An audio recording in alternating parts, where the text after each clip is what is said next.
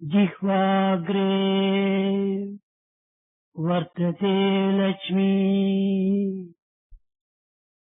ప్రేమ స్వరూపులారా, మానవుని వాక్కు వలననే సమస్త సంపదలు కూడాను లభ్యమవుతున్నవి. జిహ్వాగ్రే మిత్రబాంధవ, మిత్రులు కాని బంధువులు కాని వాక్శుద్ధి వలనే మనకు లభ్యమవుతున్నాయి. జిహ్వాగ్రే బంధన ప్రాప్తి, మన వాక్శుద్ధి వలనే బంధన కూడాను ఏర్పడుతున్నది. వాక్కు చేతనే మరణం కూడాను లభ్యమవుతున్నది. వాక్కు చాలా విలువైనటువంటిది, కానీ దీనిని సరైన మార్గంలో మనం ప్రవేశపెట్టాలి. వాక్కు చాలా విలువైనటువంటిదే, కానీ ఈ వాక్కులకు ఖర్చు లేదు. ఈ వాక్కు ప్రియమైనటువంటిది గాను, ఉద్వేగం లేనటువంటిది గాను, హితమైనటువంటిది గాను ఉండాలి. అనుద్వేగకరం వాక్యం,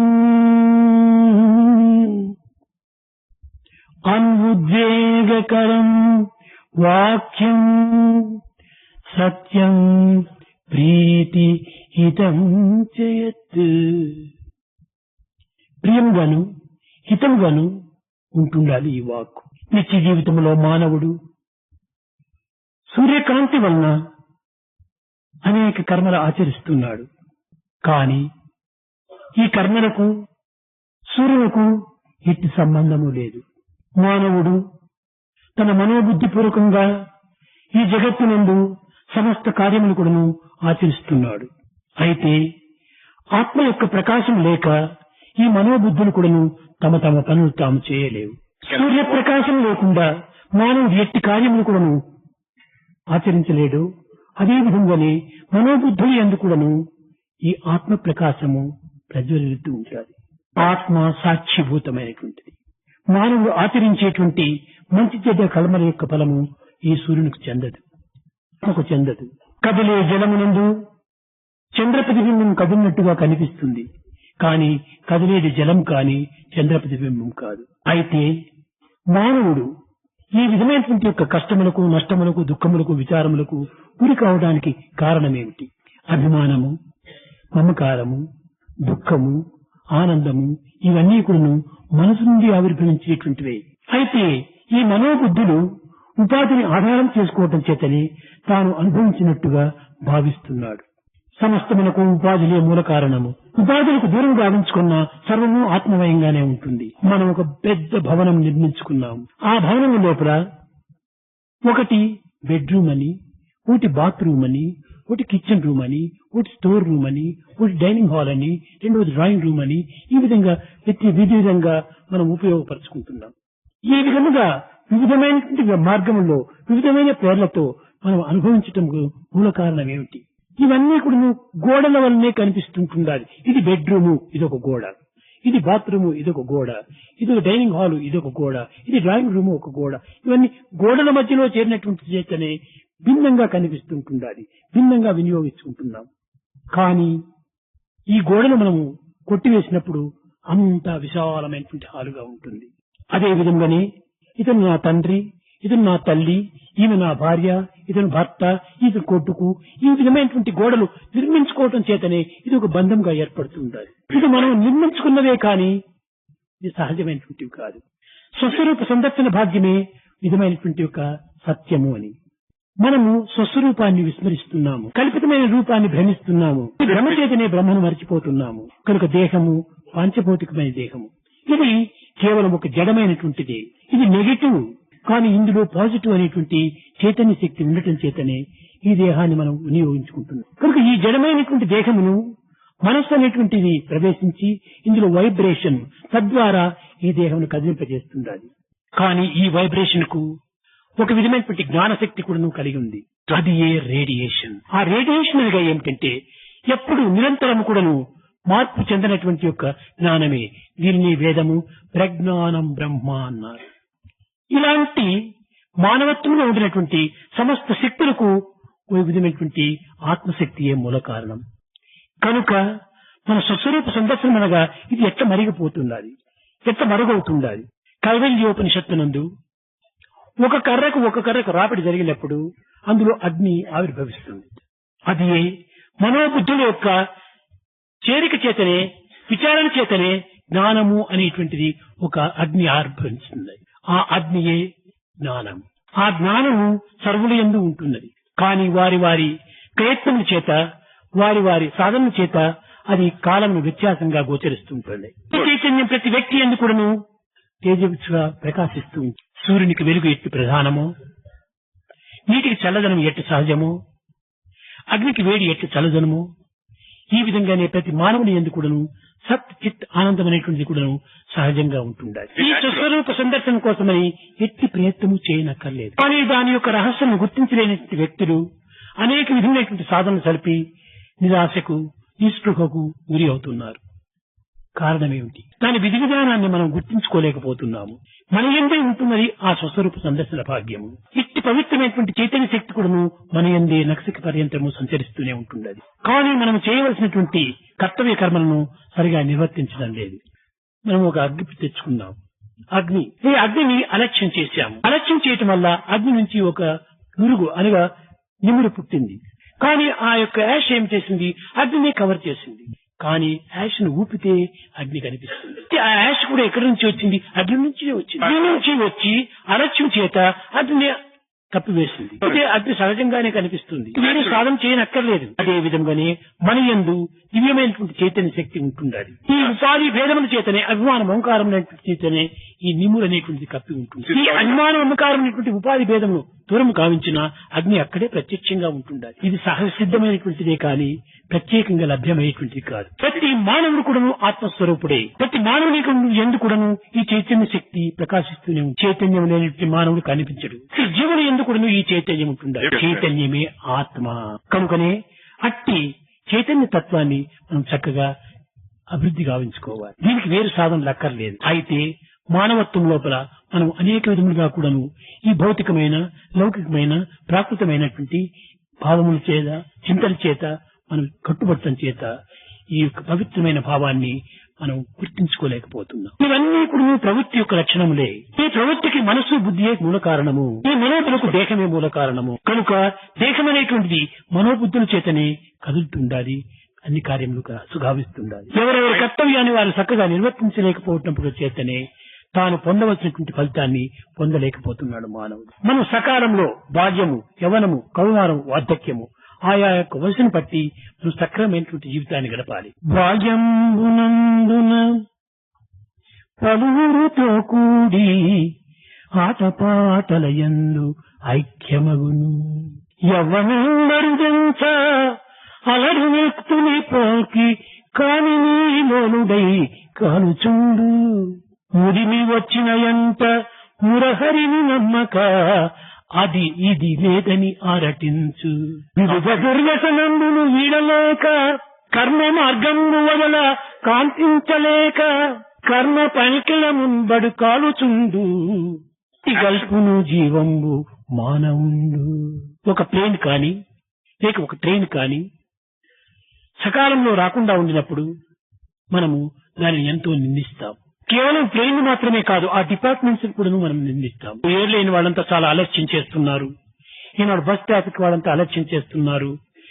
ఈ ట్రైన్ వాళ్ళంతా కూడా చాలా అలక్ష్యంగా ఉంటున్నారు అని వారిని కూడా నిందిస్తాం. అంతనే కాదు, గవర్నమెంట్ ను కూడా నిందిస్తాం. అలాంటి పరిస్థితి లోపల మన జీవితం లోపల సకాలమునకు సరైనటువంటి యొక్క కర్మలు ఆచరించలేకపోవటం చేత సమాజం కూడా మనం నిందిస్తుంది. కనుక ఒక జడమైనటువంటి యొక్క వస్తువుకే ఈ విధమైనటువంటి యొక్క కీర్తి అపకీర్తులు ఉండగా చైతన్యవంతమైనటువంటి మానవత్వానికి ఈ కీర్తి అపకీర్తులు ఎందుకు రావు? నిజంగా ఈ దేశం ప్రధానమైనటువంటిది కాదు. మరినపు కొంప, రోగముల మ్రగ్గెడు సేవకు గంప, జాత సంచలనము పొందు దుంప, భవసాగర మీదగ లేని కంప, పూల పదిలమ్మ మన మెప్పు దలంప, చిలమని నమ్మబోకు మనస. ఏదో సర్వకర్మలను ఆచరించే నిమిత్తము శరీర మాధ్యము కలుధర్మ సాధకం. ఆచరణ నిమిత్తమై ఈ దేహం మనకు ప్రాప్తించింది. కనుకనే ఈ దేహము సక్రమమైనటువంటి కర్మలను పాల్గొనాలి. ఈ దేహము ఏమాత్రం కూడాను సరైనటువంటి వివేక జ్ఞానంతో కూడినటువంటిది కాదు. ఈ డిస్క్రిమినేషన్ పవర్ అయినటువంటిది దేహానికి లేదు, మన మనోబుద్ధులకు మాత్రమే ఉంటుండాలి. అది కూడా నువ్వు సక్రమమైనటువంటి డిస్క్రిమినేషన్ చేస్తే ఎంతైనా బాగుపడుతుంది. కానీ ఈ మనోబుద్ధులు ఫండమెంటల్ డిస్క్రిమినేషన్ చేయటం లేదు, ఇండివిజువల్ డిస్క్రిమినేషన్ చేస్తారు. తన అనుకూలము, తన ఫలితము, ఒక సార్థకత కోసమని తాను చింతిస్తున్నాడు.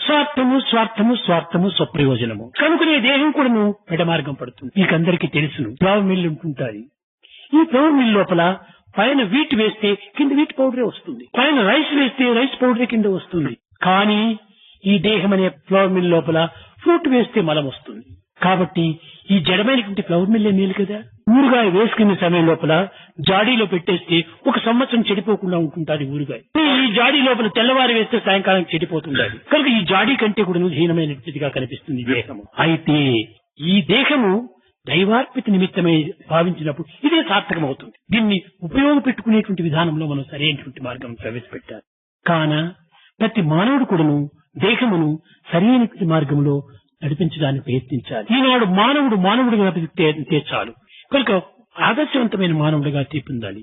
అంతేకాని ఈ సాధనలు ఆ సాధనలని సాధనల పైన ప్రయాణం చేస్తే మనం ఏనాటికి గమ్యాన్ని చేరలేము. ఎంతో లభ్యమయ్యేటువంటిది కాదు.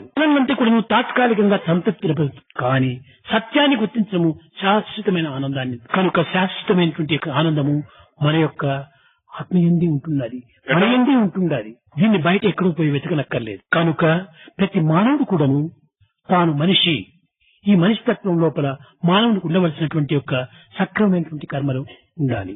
లోకంలో జ్ఞానం చాలా విలువైనటువంటిది అంటారు, తెలివితేటలు చాలా విలువైనటువంటివి అంటారు, మేధాశక్తి చాలా విలువైనటువంటి. అవి కాదు విలువైనటువంటిది, నడతనే విలువైనటువంటిది. కనుకనే మన యొక్క నడత సక్రమంగా ఉంటుంటే అన్ని సక్రమంగా ఉంటుంది. కనుక మ్యాన్ అనేటువంటి ఎవరు? మేనర్స్ కలవాడే మ్యాన్, బిహేవియర్ కలవాడే బాయ్. కనుకనే ఈ డిసిప్లిన్ ఈ యొక్క మానవునికి చాలా అత్యవసరము. ఈ డిసిప్లిన్ ద్వారానే దైవత్వాన్ని పొందవచ్చు. అయితే ఈ డిసిప్లిన్ కు ఒకటి ఫోర్స్ ఉండాలి. అయితే ఇది బయట ఫోర్స్ కాదు, అండర్ ఫోర్స్.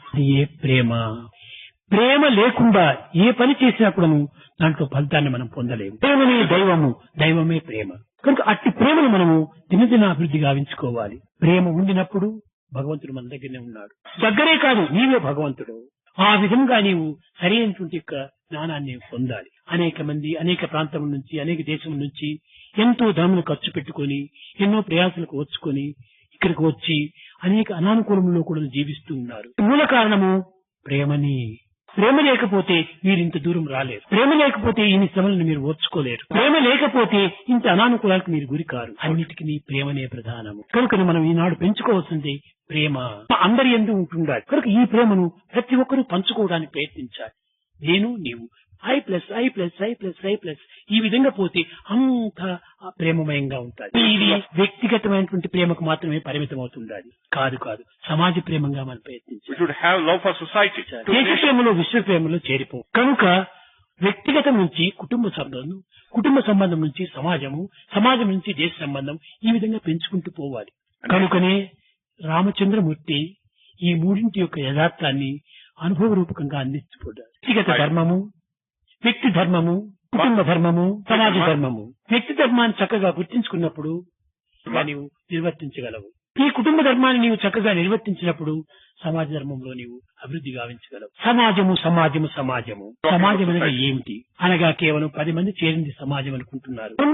అజం సమాజం పంపేమి పొందవలసినటువంటిది. ఆజం అంటే పవిత్రమైనటువంటి పొందవలసినటువంటి పవిత్రాన్ని మనం పొందాలి. సమాజంలో మనం ఒక మెంబర్. సమాజం బాగున్నప్పుడే మనము బాగుంటాం. కనుక సమాజ సంక్షేమాన్ని దృష్టి ఉంచుకొని మనం అన్ని సాధనలు సలపాలి. కనుక ఏ సాధన చేసినప్పటికీ నా కోసం కాదు, సమాజం కూడా బాగుపడాలి. సమాజమే లేకపోతే నీవెక్కడున్నావు? కనుక ఆ సమాజంలో నీవు ఒక వ్యక్తి. కనుక సమాజ దృష్టిని కూడా మీరు అభివృద్ధి పరచుకోవాలి. ఎదుటి వ్యక్తి ఆనందంగా ఉండినప్పుడే నీకు ఆనందం లభ్యమవుతుంది. అయితే అతను ఆనందంగా లేకపోయినప్పటికీ నీవు అతన్ని ఆనందించడానికి చేయడానికి తగిన కృషి చేయాలి. కనుక బ్లడ్ సంచరిస్తూ శరీరం కదులుతూ ఉంటే జీవించడం కాదు, కర్మలు ఆచరించినప్పుడే జీవించడం.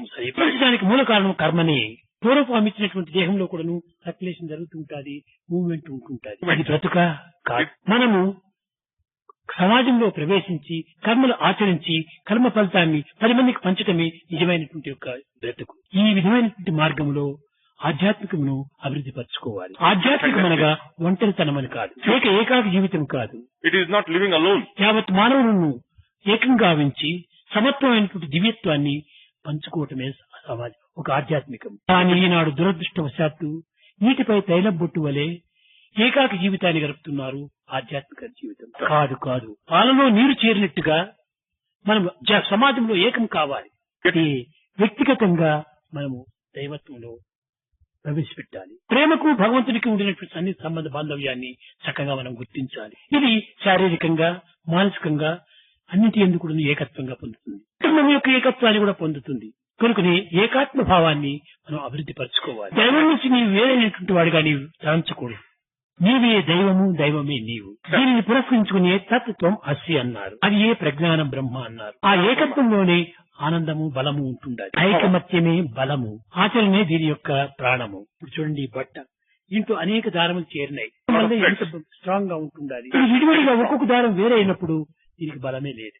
కనుకనే ఐకమత్యం చాలా అవసరం. ఈ ఐకమత్యం చేత సాధన సమాజ సేవ చేయాలి. భగవంతుని యొక్క ఆనందం అనేటువంటిది ఈ ఐకమత్యంలోనే ఉంటుంది. 10 మంది దీని ప్రయాణం జరుగుతున్నప్పుడు నా వెనక 9 మంది ఉన్నారు అనేటువంటి ధైర్యమే ఈ ప్రయాణానికి చక్కని ఉత్సాహపోత్సాహాలు ఇస్తుంది. కానీ ఒక్కడే ప్రయాణం చేస్తే కొంత బాధ కలగవచ్చును, భీతి కలగవచ్చును, అధైర్యం చేయవచ్చు. కనుక 10 మందితో చేరినప్పుడే 10 మంది బలం కూడా తనకు చేరుతుంది. ఈనాడు మనం గుర్తించవలసింది ఏమిటి? విశ్వమంతా మాకు గృహము, మానవులంతా ఒక కులము. అన్నిటినీ మనం చక్కగా గుర్తించాలి. ఒక గృహము, రూములో అనేక రూములు ఉన్నట్టుగా అనేక దేశాలు ఉంటున్నాయి. అమెరికా ఒక రూము, జర్మనీ ఒక రూము, జపాన్ ఒక రూము, ఇటలీ ఒక రూము, ఇండియా ఒక రూము.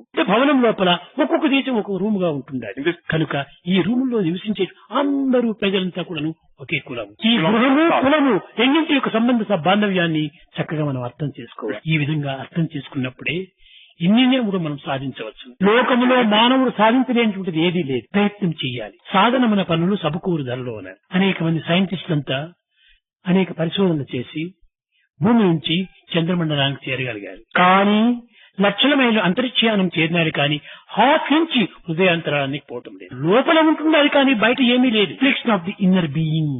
మనం చూచేది, వినేది, కనేది అంతా కూడా మనలో ఉన్నటువంటి ఒక ప్రతిబింబమే. కాబట్టి మన యందు ఉన్నటువంటి ఒక దివ్యతత్వాన్ని చక్కగా మనం గుర్తించాలి. మనలో లేనిది బయట ఎక్కడ కనిపించదు. ఏదో బయట కనిపించింది అనుకుంటున్నాం. ఉదాహరణ, ముసుకో, ఒక్క శిరస్సు అయినా కనిపించదు. నువ్వు తెలుసుకో, ఇన్ని శిరస్సులంతా కనిపిస్తుంది. ఈ శిరస్సులంతా ఎక్కడి నుంచి వచ్చాయి? నీ దృష్టి నుంచే వచ్చాయి. కాబట్టి నీ దృష్టియే సృష్టి, ఈ నేత్రమే శాస్త్రము, సర్వము నీ అందే ఉంటుంది. కనుక ప్రపంచమంతా కూడా నీ అందే ఉంటున్నది. ఆ సత్యాన్ని నేను గుర్తించుకోవడం. పంచపాండవులు 12 సంవత్సరాలు అరణ్యవాసం చేసి 1 సంవత్సరం అజ్ఞాతవాసం చేశారు. అజ్ఞాతం అంటే ఏమిటి? దీని అర్థం తెలియకుండా జీవించటము. అదే రీతిగానే అజ్ఞాతంగా మనలో ఉండేటువంటి శక్తులు అనేకంగా ఉంటున్నాయి. కానీ అవి కనిపించటం లేదు, మానవుడికి తెలియటం లేదు. ఆ శక్తులే లేకపోతే నువ్వు నడచడానికి ఎక్కడి నుంచి వస్తుంది శక్తి? నువ్వు నడిచేది, నవ్వేది, తినేది, తిరిగేది, ఆడేది, పాడేది అంతా కూడా ఆ శక్తి యొక్క ప్రోత్సాహం చేతనే. అవన్నీ కూడా అజ్ఞాన శక్తులే.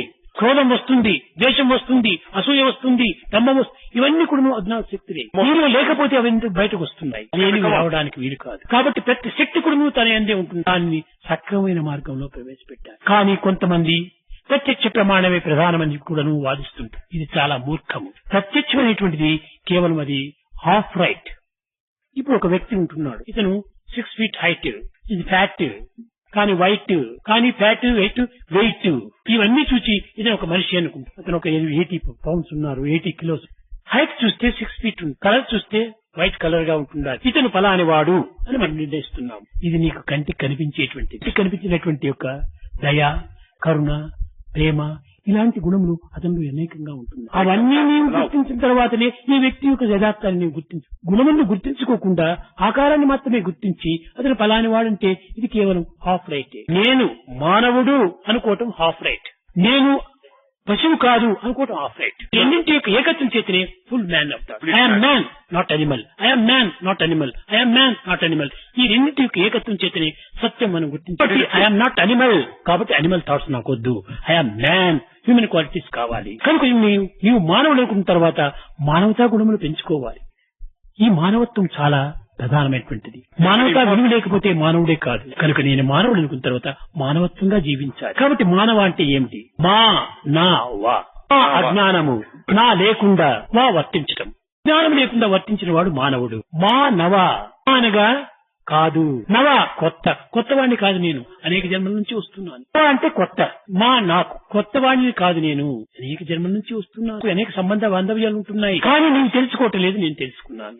అది కృష్ణుడు అర్జునుడికి బోధించినట్టు. పిచ్చివాడా, ఇందరి గుర్తు బంధుమిత్రు గురుపుత్రులను చంపి భరించుటెట్టులో కృష్ణ నా కన్నులు తిరుగుతున్నవిక కాలపు గడుపు కదలం ఇంటికి అన్నాడు. పిచ్చివాడా, ఈనాడు ఉట్టిపడినది కాదు ఈ యుద్ధము.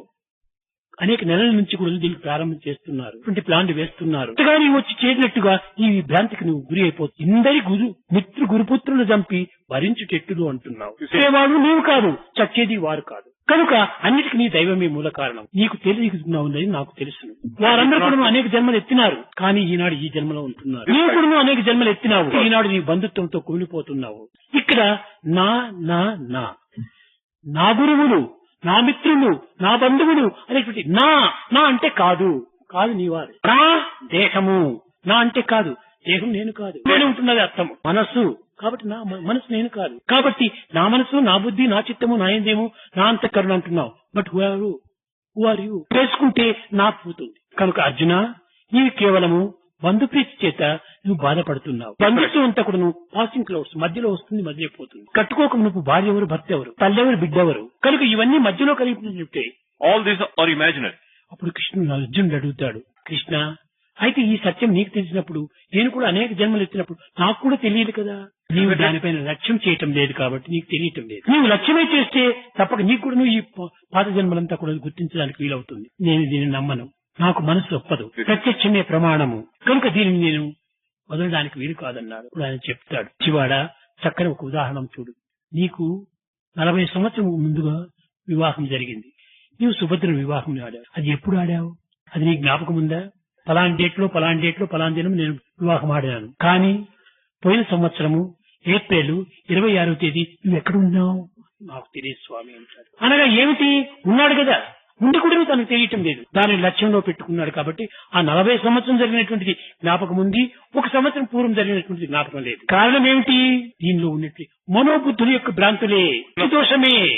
ఒక చిన్న ఉదాహరణ, ఒక ఆశవాది, నిరాశవాది ఇద్దరున్నారు. ఆశావాది ఈ టంబ్లర్ లో నీరు చూస్తాడు, టంబ్లర్ లో హాఫ్ టంబ్లర్ వాటర్ ఉంటుందని పడతాడు. నిరాశవాది అయ్యో హాఫ్ అంతా ఖాళీగా ఉంటుందదే అనుకుంటాడు. నిరాశవాదికి ఈ విధమైన అశాంతి, ఆశావాదికి ఈ విధమైన దోషము. నిరాశవాది తారును చూస్తాడు, ముళ్ళు చూస్తాడు, ఆశావాది లోటస్ చూస్తాడు. కనుకనే ఆ యొక్క దీంతో ఉన్నటువంటి గులాబీ పుష్పంలో గులాబీని చూచేటువంటి వాడు ఆశావాది, గులాబీ క్రింద ఉన్నటువంటి ముళ్ళను చూచేటువంటి వాడు నిరాశవాది. ఆశావాది ఏరోప్లేన్ కనిపెడతాడు, కానీ నిరాశవాది పారాచూట్ కనిపెడతాడు. కాబట్టి పారాచూట్ కూడా ఒక ఉపయోగమే. ఇది ఒకదానికొకటి సన్నిహిత సంబంధ బాంధవ్యం ఉంటుండాలి. కనుక ఆశా నిరాశలంతా కూడాను మన యొక్క దృష్టి యొక్క దోషమే. ఒక రూమ్ లో కూర్చుంటారు ఇద్దరు. రాత్రి పాప నిద్ర పట్టలేదు. ఒకడు కిటికీలోంచి పై తట్టు చూస్తాడు, స్టార్స్ అంతా కనపడుతున్నాయి. ఇంకోటి కింద తట్టు చూస్తున్నాడు, వచ్చి బురదంతా కనిపిస్తుంది. బురద చూసేటువంటి వాడు నిరాశపరుడు, స్టార్స్ చూసేటువంటి వాడు ఆదర్శపరుడు. కనుక వీరిద్దరు కూడా ఒకే రూమ్ లోనే ఉన్నారు, కానీ వీరి దృష్టి భావం వేరైపోయింది. కనుక మన దృష్టిని మనం మార్చుకోవాలి. ఇతను చూస్తే ప్రత్యేకమైన వ్యక్తి అనుకుంటాం, ఇంకోటి చూస్తే వాడు కూడా దేవుడే అనుకుంటాం. అందరూ దేవుడు అనేటువంటి దృష్టిని మార్చుకోవాలి. అందరూ ఏకత్వం కావాలంటే మన ప్రేమతత్వాన్ని పెంచుకోవాలి. సహజమైనటువంటి నేత్రంతో ఇది తెలుపు, ఎరుపు, నలుపు, పసుపు కనిపిస్తుంది. బ్లూ కలర్ గ్లాసెస్ వేసుకుంటే అందరూ బ్లూ గానే కనిపిస్తుంది. అది నీవు బ్రహ్మ దృష్టి అనేటువంటిగా నీవు పెంచుకోవడానికి వీలు కాదు. సర్వం బ్రహ్మమయం విష్ణు జగత్ మాటలతో కాదది, సర్వం ప్రేమమయం జగత్. ఈ ప్రేమ అనేటువంటి అద్దాలు పెట్టుకో, అందరూ ప్రేమమయంగా కనిపిస్తారు. అయితే ఈ అద్దాలకు ఈ దృష్టికి ఉన్నటువంటి డిఫరెన్స్ మీరు చూడాలి. అద్దాలు కంటికి అడ్డంగా ఉంది కానీ దృష్టికి అడ్డం లేదు. అది మనం చేయవలసినటువంటి పని. కంటికి అడ్డంగా ఉంటుంది గ్లాసెస్, దృష్టికి మాత్రం అడ్డం కాకుండా అదే ప్రేమమయం. ఇట్టి ప్రేమతత్వాన్ని ప్రతి వ్యక్తి కూడా నువ్వు పెంచుకున్నప్పుడే మీ యొక్క సాధన లోపల సరైనటువంటి ఫలితాన్ని పొందగలవు. ప్రేమ స్వరూపులారా, ఇన్ని సాధన చేసినప్పటికీ ప్రేమనే లేకుండా ఈ సాధనలన్నీ కూడా నిరుపయోగం. ఎవరిపైన, ఏ మతం పైన, ఏ వ్యక్తి పైన, ఏ దేశం పైన మనం ద్వేషాన్ని పెంచుకోకూడదు. అంతా భగవంతుని యొక్క సృష్టి, భగవంతుని మయమే. కర్తవ్య కర్మాలు ఆచరించుకో, అన్నింటినీ వదలనక్కర్లేదు. కనుక ద్వేషాన్ని మొట్టమొదటి దూరం చేసి ప్రేమను పెంచుకోండి. దివ్యమైన జీవితాన్ని గడపండి. ఆనంద జీవితంలో అంత్యం గావింది. ప్రేమ ముదిత మనసికకు రామ రామ రామ రామ రామ రామ రామ రామ రామ శ్రీ రామ రామ రామ.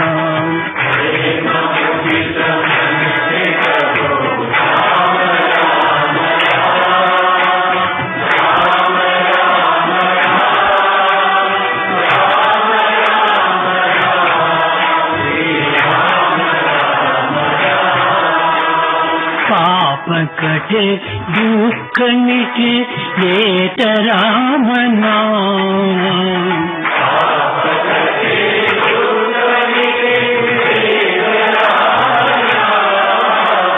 भव समुद्र सुखद नाव एक राम नाम।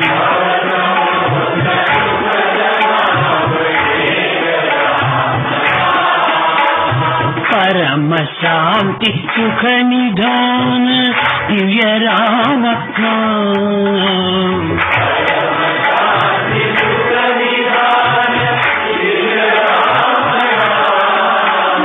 निराधार को आधार एक राम नाम।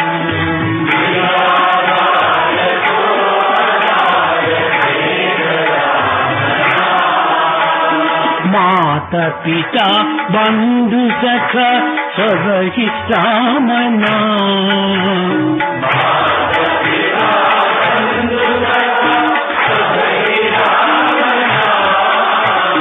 भक्त जनर जीवन धन एक राम नाम।